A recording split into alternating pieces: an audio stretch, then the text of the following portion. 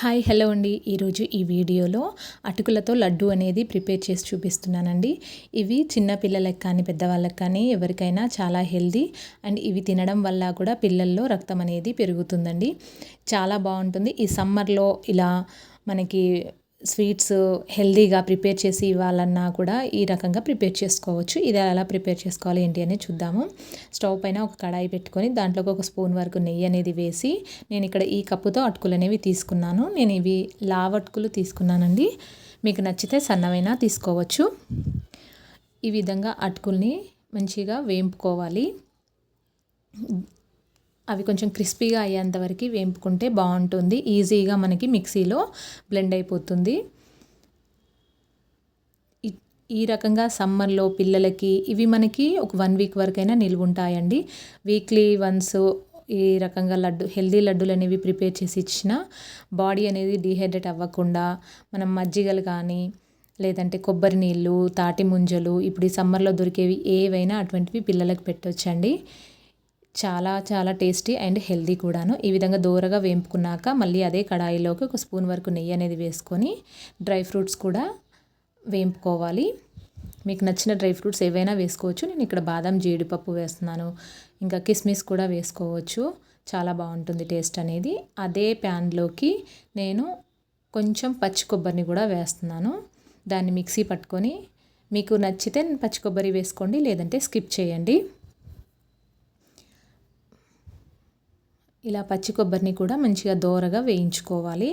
ఇలా వేయించుకున్న వాటన్నింటినీ కొంచెం చల్లార పెట్టుకొని ఇలా కొంచెం అటుకులు అలాగే కొంచెము పచ్చి కొబ్బరి ఫస్ట్ అటుకుల్ని మిక్సీ పట్టుకోవాలి.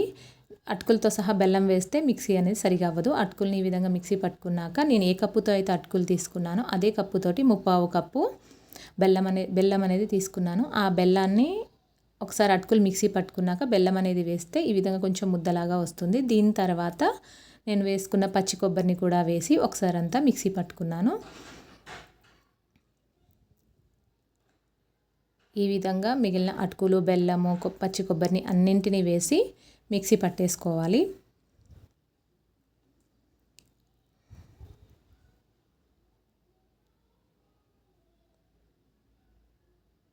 ఈ విధంగా మిగిలిన వాటన్నింటినీ కూడా మిక్సీ పట్టుకుంటున్నాను. టేస్ట్ మాత్రం చాలా బాగుంటుందండి.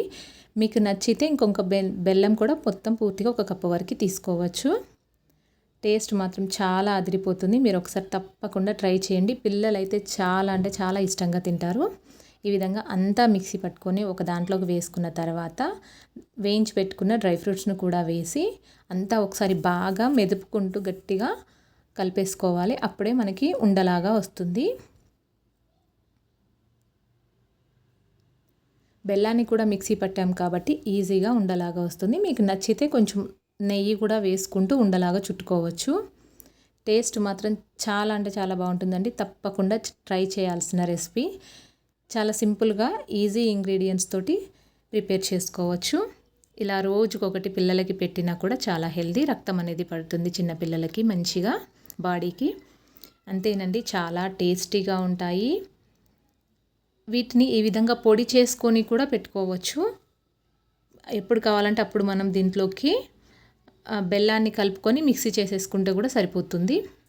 మీకు కూడా ఈ ప్రాసెస్ అనేది నచ్చితే మీరు కూడా తప్పకుండా ట్రై చేసి ఎలా వచ్చింది ఏంటి అనేది నాకు కమెంట్ బాక్స్లో కమెంట్ చేయండి. అలానే నా ఛానల్ని లైక్ చేయండి, షేర్ చేయండి, మీ ఫ్రెండ్స్ అండ్ ఫ్యామిలీకి చెప్పేసి సబ్స్క్రైబ్ చేయించండి. Thank you for watching.